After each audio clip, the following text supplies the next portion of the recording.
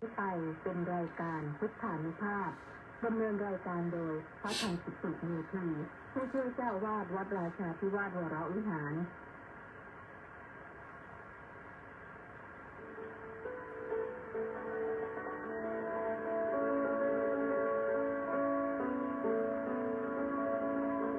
ได้เวลา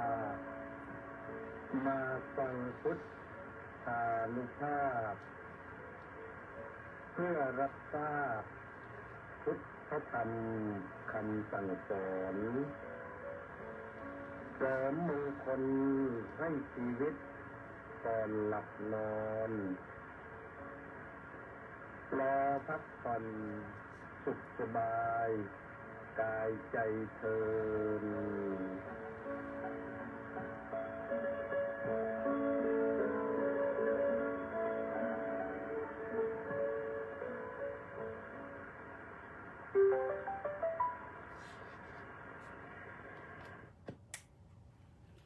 อะระหังสัมมาสัมพุทโธภะคะวา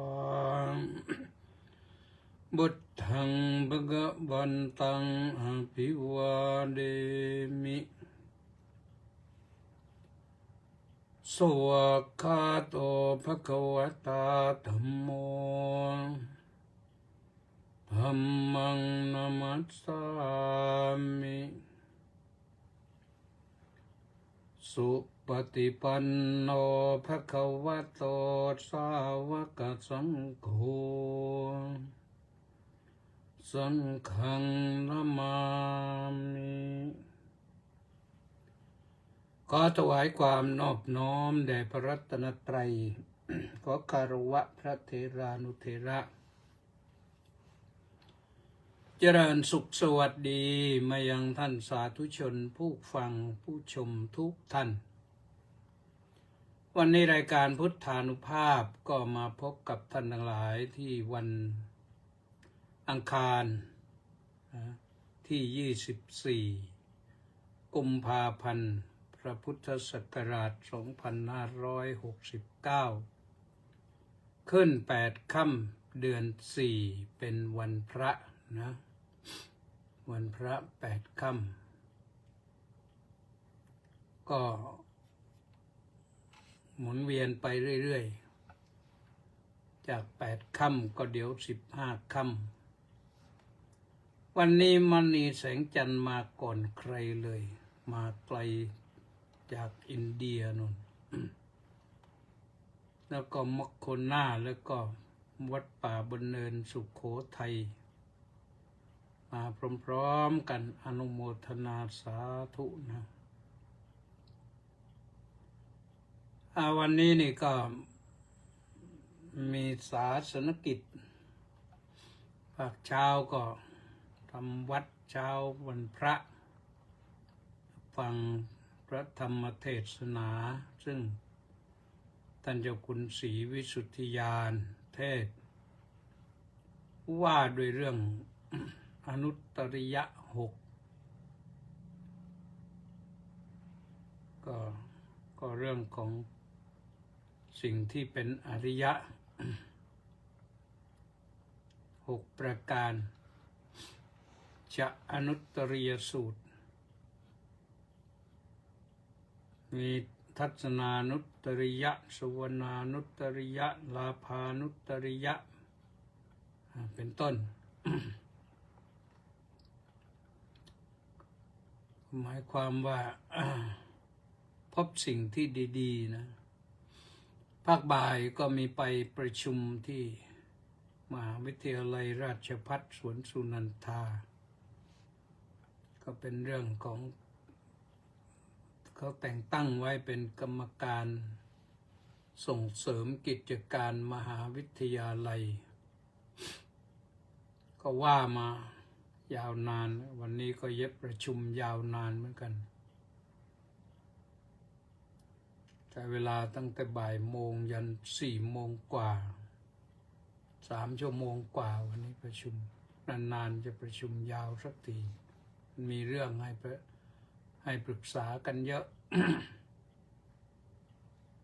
ก็ว่าไปจนจบแหละนะก็เรียบร้อย วันนี้ต้องขออนุโมทนากับคุณโยมนางสาวละเอียดเที่ยงสกุลร่วมกองบุญหนุนกองธรรมมา 2,000 บาทอนุโมทนาสาธุสาธุสาธุนะก็มีมาเรื่อยๆนะเดือนนี้รู้สึกว่ามาเรื่อยๆเรียงๆนะนี่เพิ่งจะอยู่ที่ลำดับที่8นะไม่เหมือนบางเดือนที่มันก็ถึง30นั่นก็คงจะมันฝืดเคืองบ้างนะโยมนะก็ว่ากันไป แล้วก็อนุโมทนากับเฉลิมพร้อมโดย FC อีก749 คนออนไลน์เข้ามา อนุโมทนาสาธุกับทุกท่านนะแล้วก็วันนี้แจ้งข่าวหน่อยหนึ่งแจ้งข่าวว่าต้องขอลาหน้าจอไป2 วันลาหน้าจอ Facebook ไลฟ์ไป2 วัน25-26เนื่องจากต้องเดินทางไปงานพระราชทานเพลิงศพท่านเจ้าคุณพระราชบรยานมุนีเจ้าอาวาสอดีตเจ้าอาวาสวัดท่าโพนครศรีธรรมราช ท่านไปแล้วอายุก็90 กว่าแล้วนะป่วยกระแสะมาพักหนึ่งแล้วก็ไปเลยนี่ก็ทยอยไปเรื่อยๆเดี๋ยวเราก็ทยอยตามกันไปนะอายุมากขึ้นมันก็อยู่ไม่ได้ก็ต้องไปเหมือนกันนะ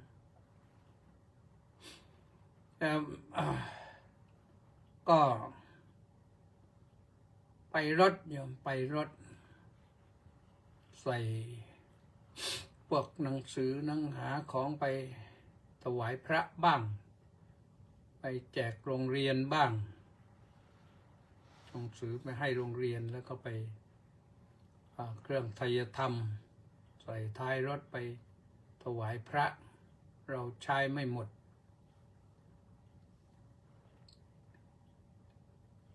พรุ่งนี้ก็เดินทางต้องออกตั้งแต่เช้านะคิดว่าตี 5ออกก็ไปถึงโน่นก็ประมาณสัก4 โมงเย็นประมาณนั้นนะหรือ5 โมงเย็นจะได้ไปร่วมงานบำเพ็ญกุศลภาคกลางคืนเขาด้วยพรุ่งนี้นี่ทางคณะธรรมยุทธก็ไปเป็นเจ้าภาพร่วมกับญาติโยมที่โน่นอาตมาภาพเองก็ทำบุญไปแล้วแหละทำ2 รอบแล้วรอบแรกเขาไปถึงรอบที่2ก็ร่วมกับคณะสงฆ์ธรรมยุทธก็ผ้าไตร2 ไตร2 ครั้งปัจจัยครั้งละ 5,000 ก็เป็น11,000แล้วก็พรุ่งนี้ก็ไปร่วมในพิธีพระราชทานเพลิงศพเขานิมนต์ไปด้วยแหละนะนิมนต์ไปนอนกิจกรรมวันที่26นู่นก่อนถึงเวลาพระราชทานเพลิงก็ไปตรงนั้น ว่าตรงนั้นเสร็จแล้วก็จะได้หันรถกลับพอมาถึง27เช้าอาจจะทันบิณฑบาตหรือไม่ทันไม่แน่หรอกถนนหนทางรถติดบ้างเขาบูรณะทางบ้างเขารีโนเวทนะก็รีคอนสตรักชั่นถนนหนทางนะบางครั้งบางทีก็เพื่อนไปนอนขวางทางอยู่ เพื่อนนอนขวางทางนี่เขาไม่ปล่อยไว้นานนะทางเจ้าหน้าที่ตำรวจทางหลวงก็ไปแก้ปัญหาให้ก็ไปนะ ยอมเข้ามาแล้วก็แชร์บ้างนะแชร์บ้างกดไลค์กดแชร์กดไปเรื่อยๆนะกดไลค์นั้นเป็นกำลังใจของผู้พูดกดแชร์นั้นเพื่อแบ่งบุญในเพื่อนวันนี้จะพูดถึงเรื่องความแตกแยกและความสามัคคีมันต่างกันอย่างไรความแตกแยกความสามัคคีคือคนในสังคมนี่มันมีมากเรื่องสืบเนื่องมาจากความเห็นที่มันไม่ลงรอยกันแต่ก่อนที่ความเห็นจะไม่ลงรอยกันนะการปฏิบัติมันไม่ลงรอยกันเรียกว่าไม่ศีลสามัญญตาพระพุทธเจ้าสอนไว้นะสอนไว้ให้ใช้ศีลสามัญญตาคือให้ศีลเสมอกันรักษาศีลให้เท่ากันให้ไปกันได้อย่าเป็นศีลวิบัติศีลวิบัตินะมันก็ไม่สามัญญตาก็ก่อให้เกิดความปฏิบัติไม่ลงรอยกันแต่พอไม่ลงรอยกันก็เกิด ทิฏฐิวิบัตินะทิฏฐิวิบัติก็ทำให้ทิฏฐิที่จะสามัญญตานี่มันเกิดไม่ได้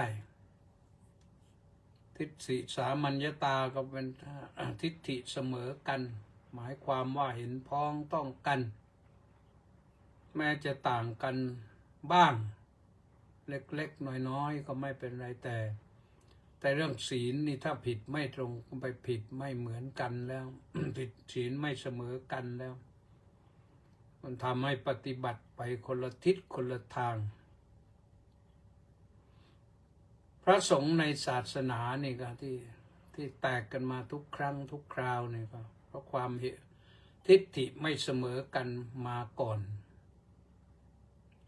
แล้วก็ความเห็นออกมาพอบางครั้งบางทีอาจจะความเห็นไม่ตรงกันก่อนความเห็นที่แตกแยกกันก่อนและผลสุดท้ายก็ปฏิบัติไม่เหมือนกัน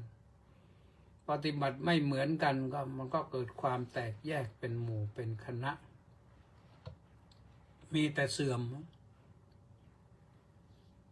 ที่จริงแล้วศีลนั้นมันมี2 ระดับนะศีล2 ระดับก็คือระดับ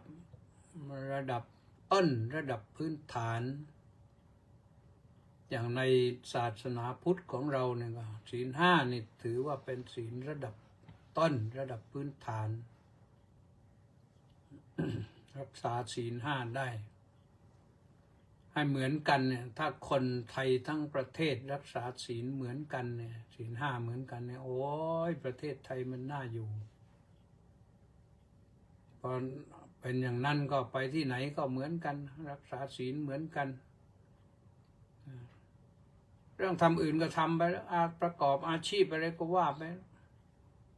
ใครจะปลูกผักใครจะปลูกข้าวใครจะปลูกอ้อยใครจะปลูกมันสำปะหลังใครจะปลูกมันเทศใครจะปลูกมันแก้วหรือปลูกอาลูมันฝรั่งปลูกถั่วเขียวปลูกถั่วลิสงมันทำได้ทั้งนั้นแหละใครจะทำก่อสร้างใครจะทำมาหากินอย่างไรให้อยู่ในศีลเนี่ยศีลเสมอเหมือนกันในแต่ละกลุ่มรักษาศีลเหมือนกันแม้ต่างกลุ่มก็ยังรักษาศีลเหมือนกันอย่างนี้แหละคนจะอยู่กันได้ อยากได้ยินรัฐบาลใหม่ส่งเสริมสนับสนุนให้คนไทยรักษาศีลห้ากันจังเลยแล้วเรามาปรับความเห็นให้ลงรอยกันมันก็เกิดความสามัคคีนะทั้งนี้ทั้งนั้นก็ต้องมาจากโน้นแหละต้องทำทุกอย่างมีเมตตานำหน้าพูดทุกอย่างมีเมตตานำหน้าคิดทุกอย่างมีเมตตานำหน้าแล้วก็แบ่งสรรปันประโยชน์กันให้ลงตัวอย่าเห็นแก่ตัวต่อจากนั้นก็จะว่าโดยเรื่องความเคารพกฎเกณฑ์กติกาหรือที่เรียกว่าศีลเสมอเหมือนกัน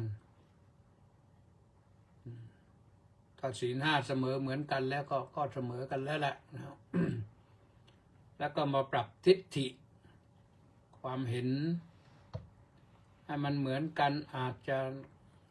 แตกต่างกันไปบ้างแต่ไม่ชวนกันให้เกิดทะเลาะถ้ามีคุณธรรมทั้ง6ข้อนี้มีเมตตานำหน้าเนี่ยอะไรจะเกิดขึ้นพระพุทธเจ้าสรุปให้ว่าอายัมปิธัมโมสารานิโยธรรมทั้ง6ประการนี้ปฏิบัติพร้อมเพรียงกันแล้วก็ทำให้ระลึกถึงกันแต่มุมที่ดีๆปิยะกรโนสร้างความรักกันให้เกิดขึ้นคนภาคกลางก็รักคนภาคเหนือภาคใต้ภาคอีสานคนภาคอีสานก็รักคนภาคเหนือภาคกลางภาคใต้คนภาคเหนือก็รักคนภาคกลางภาคอีสานภาคใต้คนภาคใต้ก็รักคนภาคกลางภาคเหนือภาคอีสานความรักนี่รักอย่างนี้รักเพื่อจะอยู่กันรักเพื่อความสามัคคีรักด้วยเมตตากันไม่ใช่รักด้วยตัณหาอายัมปิธัมโมปิยะกรโนและครุกรโนก็ทำทั้ง6ประการนี้แหละให้เกิดความเคารพซึ่งกันและกันใครเกิดที่ไหนอยู่อย่างไรประกอบอาชีพอะไรก็เคารพกันถือว่าเป็นสิ่งสำคัญช่วยกันได้สังฆายะสังวัตติธรรมนี้แหละที่ทำให้เป็นไปเพื่อความสงเคราะห์อนุเคราะห์กันเพื่อความสงเคราะห์อนุเคราะห์กันทั้ง6อย่างนี่นะทำปฏิบัติให้พร้อมแล้วก็จะมีแต่ความสงเคราะห์อนุเคราะห์กันอวิวาดายะสังวัตติย่อมเป็นไปเพื่อความไม่ทะเลาะเบาะแว้งกันไม่ลบหลู่ดูหมิ่นกันไม่อิจฉาริษยากันไม่ลบหลู่ว่าคนนั้นเกิดภาคนั้นเป็นอย่างนั้นคนนี้ภาคนี้เป็นอย่างนี้เป็นคนเหมือนกันเอากันว่าเป็นคนเหมือนกันคนไทยเหมือนกันก็จะอยู่กันได้อย่างสบายสามัคคียาสังวัตติ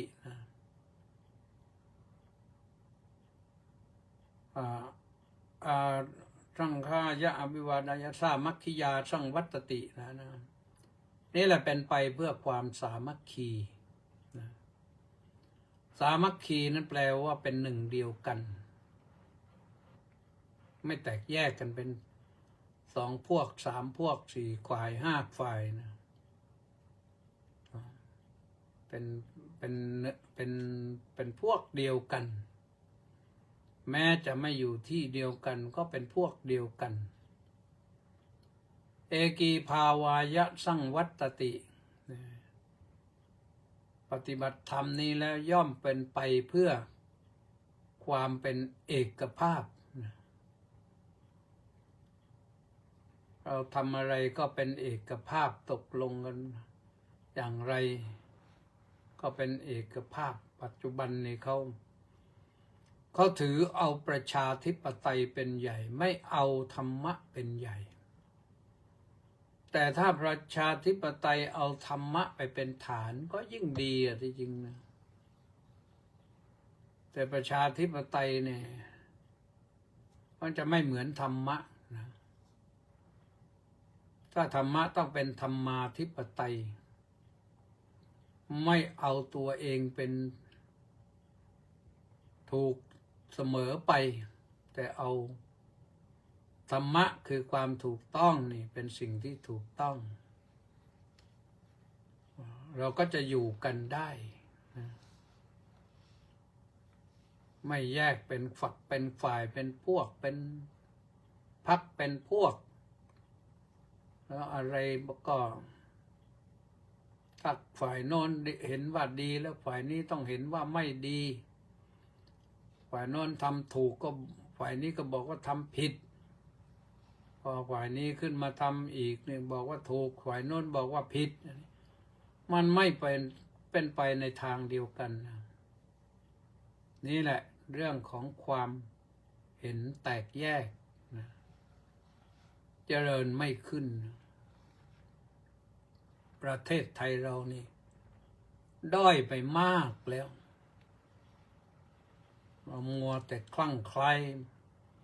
ประชาธิปไตยไม่คลั่งธรรมาธิปไตยกันไม่คลั่งศีลาธิปไตยกัน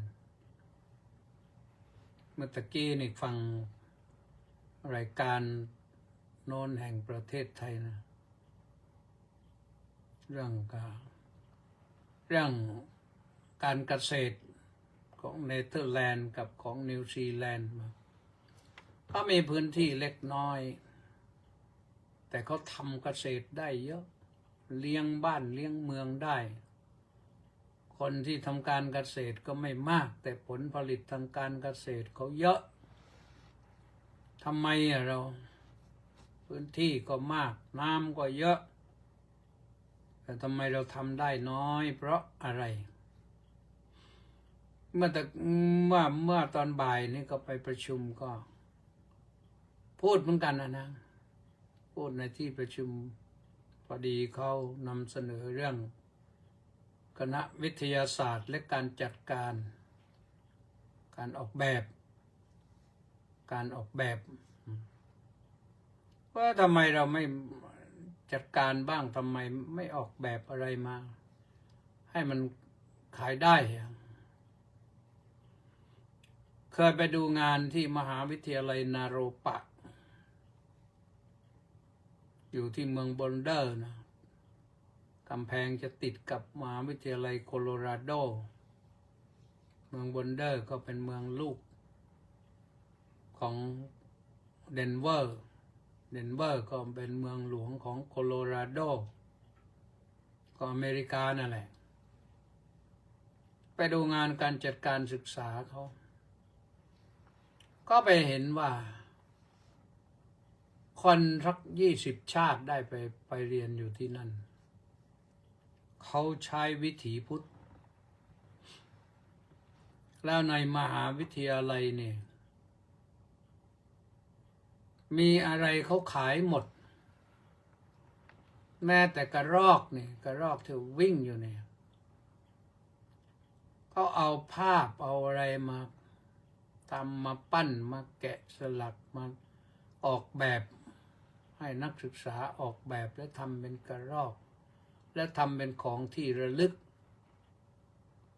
เขามีกิฟต์ช็อปร้านกิฟต์ช็อปหรือร้านจับจ่ายซื้อของที่ระลึกคนไปที่นั่นแล้วถูกใจอย่างหนึ่งแหละในนั้นน่ะ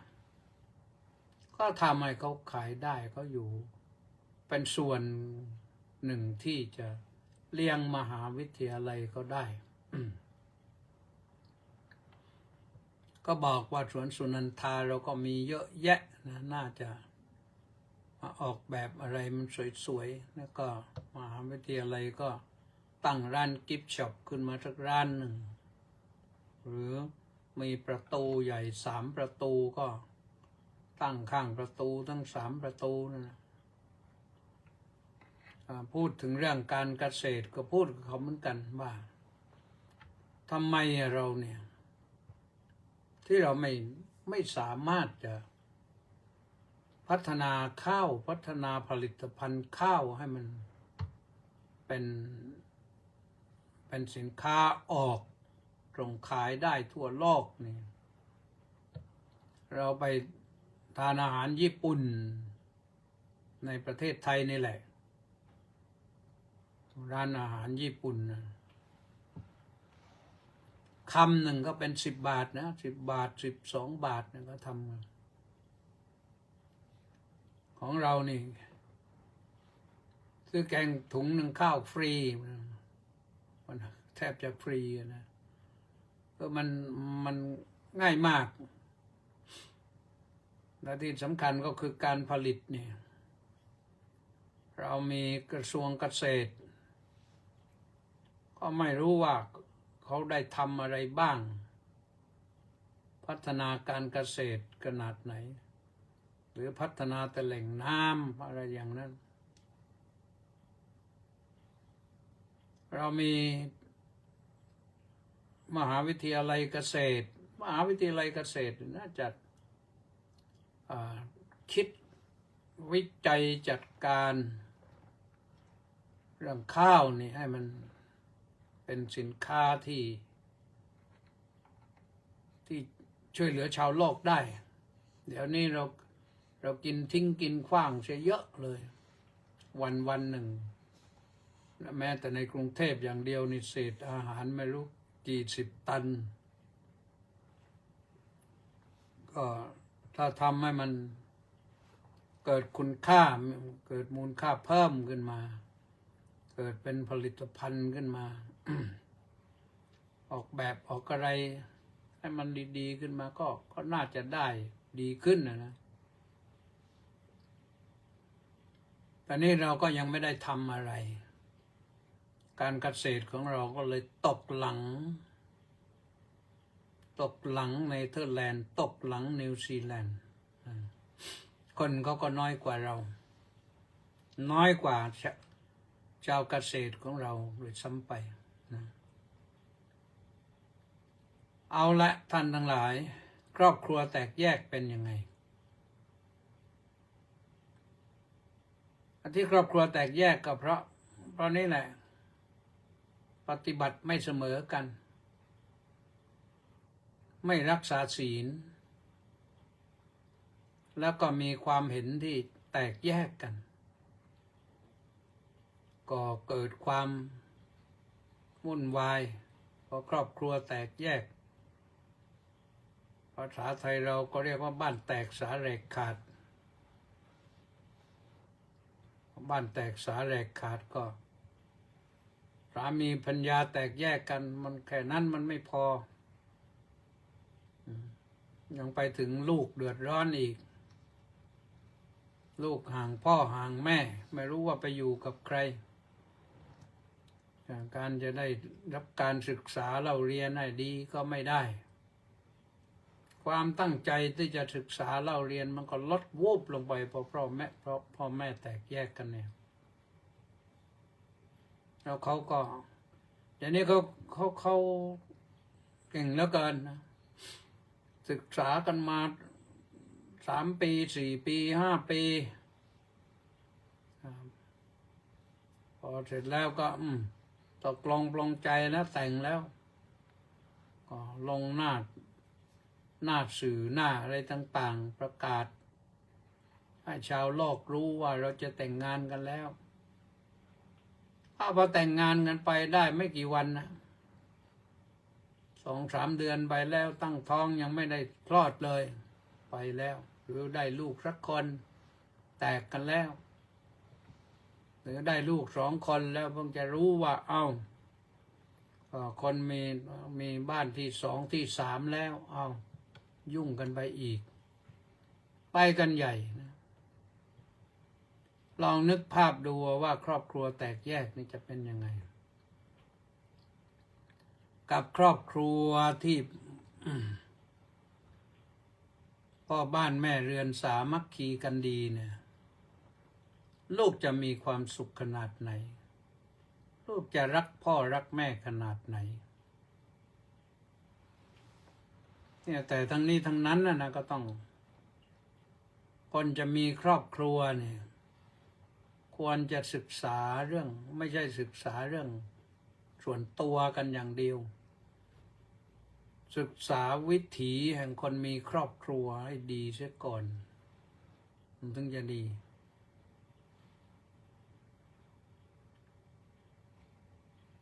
ความจริง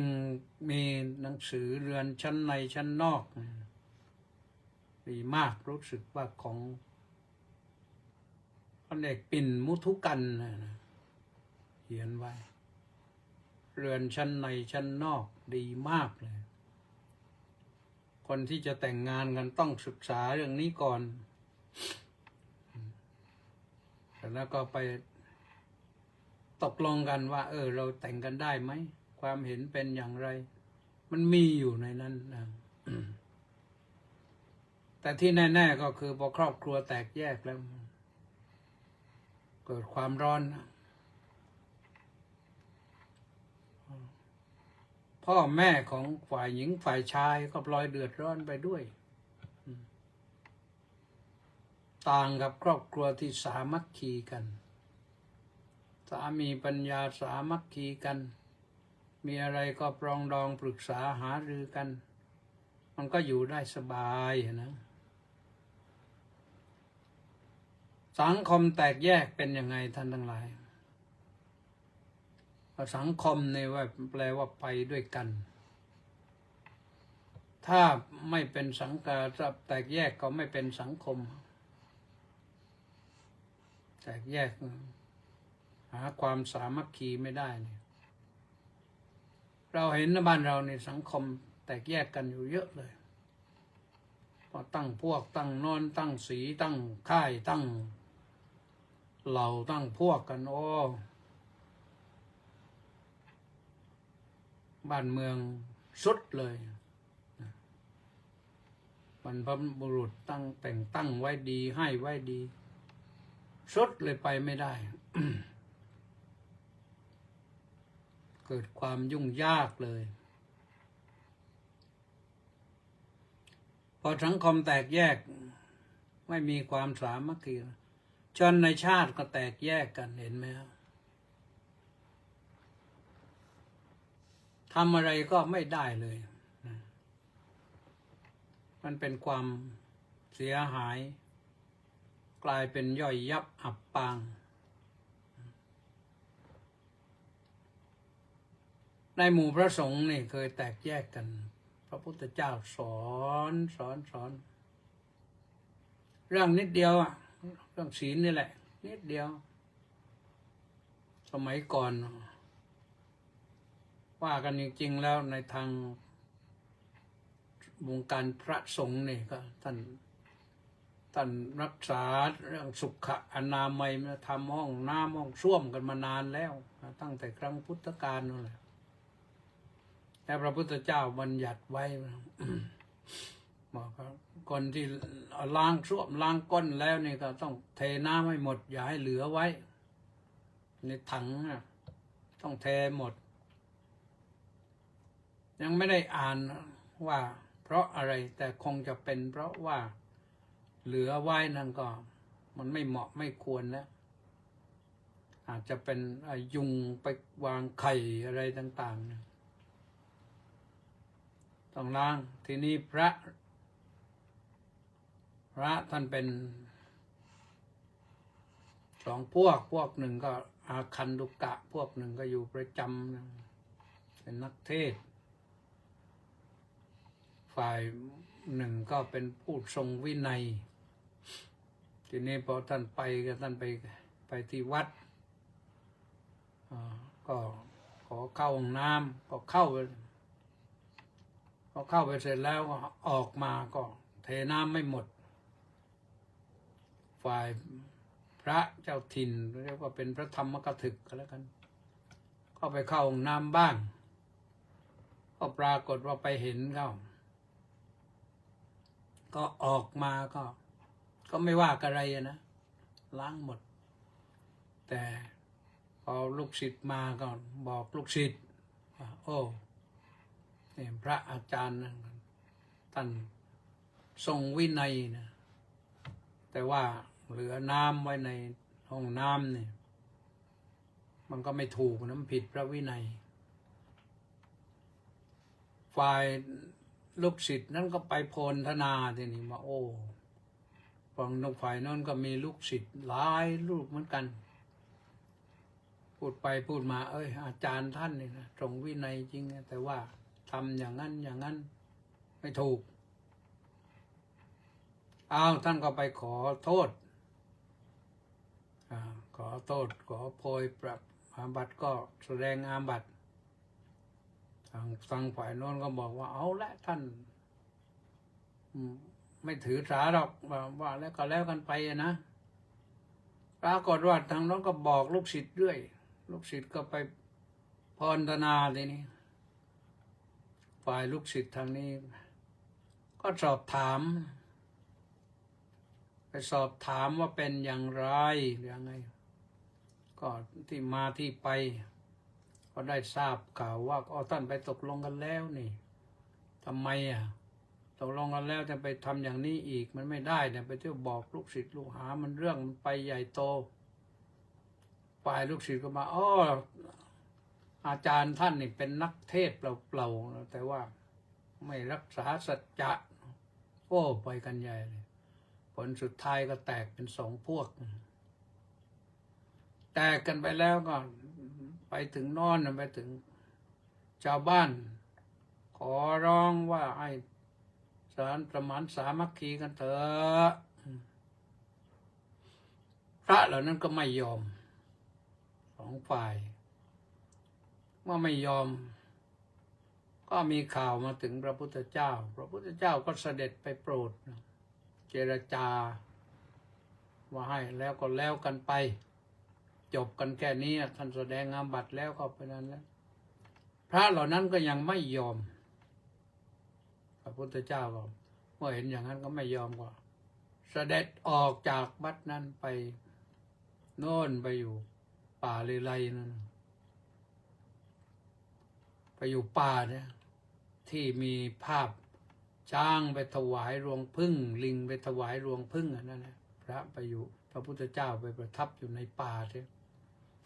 ห้ามใครไปยุ่งอยู่ที่นั่นชาวบ้านก็รู้ข่าวว่าอย่างนั้นพระพุทธเจ้าก็ยังอยู่ไม่ได้ชาวบ้านลงโทษทีนี้ลงโทษไม่ใส่บาตรให้ฉันทั้ง2 พวกผลสุดท้ายก็อดกันหน้าซีดหน้าเซียวออกพรรษาแล้วต้องออกจากวัดกันไปหมดไปเฝ้าพระพุทธเจ้าที่เชตวันนนทีนี้ไปขอขมาไปถึงพระพุทธเจ้าก็ยังไม่ให้เฝ้าน่นถึงตกเย็นแล้วนนถึงให้เฝ้าฝ่ายชาวบ้านที่สาวัตถีก็รู้ข่าวว่าพระพวกนี้นี่เราถึงเป็นอย่างนี้ก็ไหนหน้าตาเป็นยังไงพระพวกนี้พวกนั้นเป็นยังไงพูดดังๆให้เขินเนี่ยพระพุทธเจ้าก็ไม่ให้เข้าเฝ้าเสียทีจนกระทั่งว่าค่ำพระพุทธเจ้าจึงให้เฝ้าขอขมาแล้วพระพุทธเจ้าก็เทศโปรดเสียก็เลยตั้งแต่นั้นมาก็ไม่มีความแตกแยกกันอย่างนั้นนะแต่ว่าเรื่องแตกแยกนี่มันเป็นเรื่องธรรมดาอยู่บ้างนะถ้าคนในชาติแตกแยกกันแล้วชาติก็จะพังทลายเหมือนกับร่างกายเนี่ยท่านสาธุชนทั้งหลายถ้าร่างกายอยู่ได้สามัคคีกันนะมือเท้าสามัคคีกันอวัยวะภายในตับไตไส้พุงหัวใจ สามัคคีกันธาตุสี่ดินน้ำไฟลมสามัคคีกันแบ่งหน้าที่กันทำงานก็อยู่ได้นะร่างกายนี้ก็อยู่ได้เป็นญาติโยมบางคนอายุเป็นร้อยนะมากกว่าร้อยก็ยังอยู่ได้เพราะธาตุสามัคคีกัน ถ้าธาตุไม่สามัคคีกันเมื่อไหร่ก็ไปบางครั้งบางทีก็เท้าก็เดินไม่ได้บางครั้งบางทีก็มือก็ใช้ไม่ได้จะตักข้าวเข้าปากก็ไม่ได้จะหยิบแก้วน้ำใส่ปากก็ไม่ได้อันนี้ก็ใส่ให้แล้วก็ยังใส่หลอดในปากแล้วก็ยังดูดไม่ได้อีกไม่มีแรงที่จะดูดนะถ้ามันเป็นอย่างนั้นนั่นไม่สามัคคีกันเกิดอะไรขึ้นนะโยมอย่างนั้นมันก็ร่างกายก็จะไปไม่รอดนะเพราะฉะนั้นร่างกายนี่ก็ต้องดูแลให้สามัคคีกันการที่ร่างกายจะสามัคคีกันได้ก็ต้องดูแลอย่างดีนะเพราะธรรมดาของร่างกายมันก็มีการแตกสลาย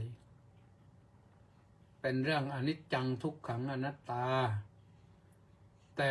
ถ้าเราทนุถนอมมันก็อยู่ได้นานสำหรับคนที่มีบุญมาวาสนามีนะอยู่ได้นานไม่เจ็บไข้ได้ป่วยอะไรก็อยู่กันสบายนะอายุ90แล้วก็ยังเจริญอาหารดีอย่างเนี้ยเดินเหินไปไหนได้ออกกำลังได้วันก่อนเห็นนักกีฬาคนไทยเรานี่ไปวิ่งแข่งกีฬาผู้สวสูงวัยนี่นะโอ้ได้เหรียญทองเหมือนกันนะ90 กว่าแล้วยังได้เหรียญทองเพราะนั้นถือว่าเป็นโชคดีบุญมาวาสนามีท่านรักษาสุขภาพไว้ดีก็เลยอยู่ได้นะเพราะฉะนั้นท่านสาธุชนทั้งหลายก็พยายามทนุถนอมดูแลรักษาร่างกายให้มันสามัคคีกันเมื่ออยากจะเดินก็ให้เดินได้อยากจะนั่งก็ให้นั่งได้อยากจะนอนก็ให้นอนสบายสำคัญที่สุดสำคัญเมื่อร่างกายยังดูอยู่นี่ความเห็นนี่อย่าไปแตกแยกกันความเห็นแตกแยกกันแล้วความเห็นไม่สามัคคีกันแล้วแม้แต่ตัวเอง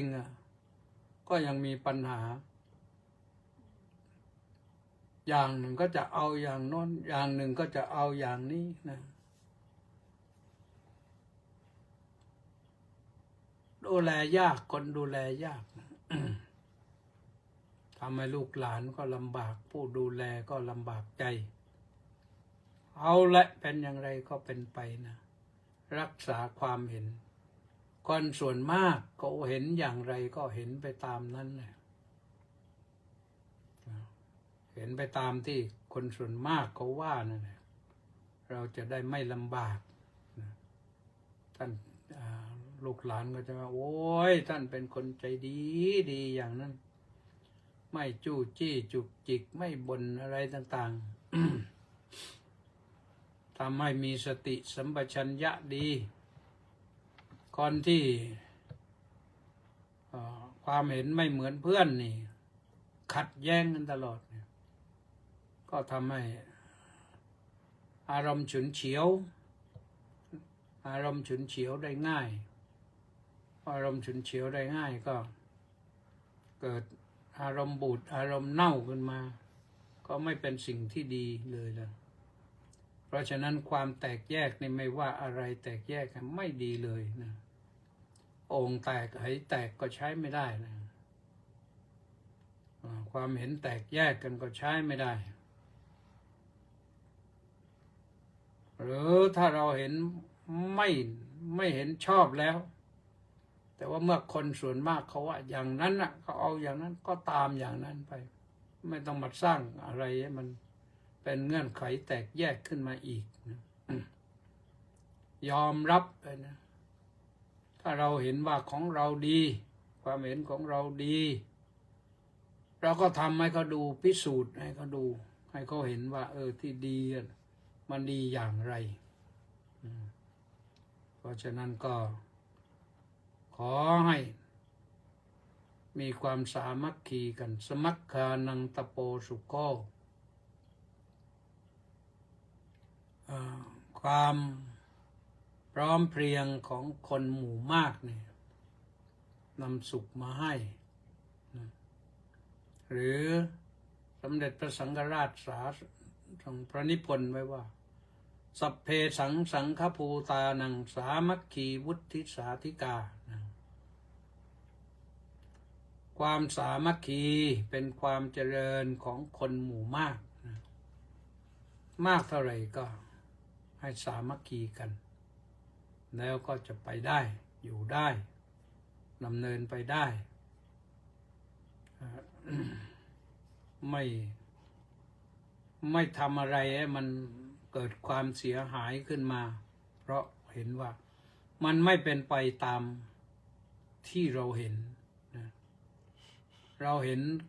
ถ้าคนอื่นยังไม่เห็นด้วยแสดงว่าความเห็นของเราก็ยังไม่ถูกนะเพราะฉะนั้นฝากไว้ อันนี้ก็ฝากไว้อย่างนี้แหละก็วันนี้เป็นยังไงไม่มีใครมาเลยเนี่ยไม่มีใครเข้ามาคอมเมนต์เลยนะ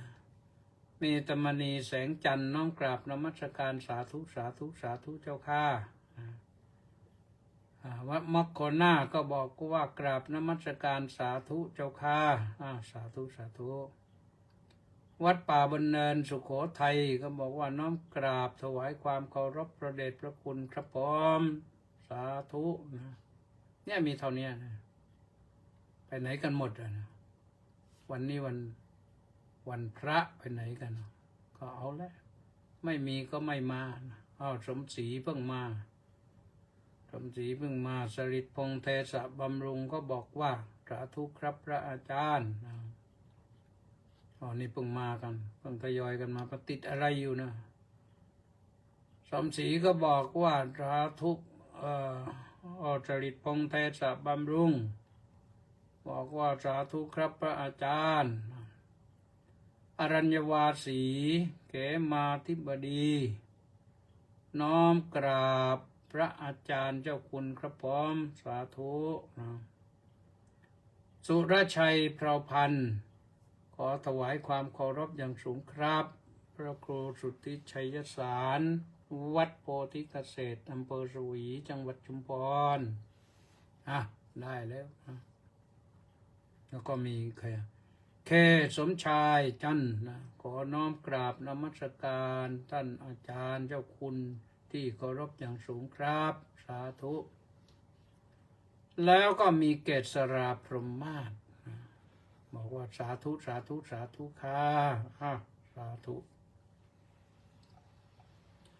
ก็ยืนยันนะว่ารายการ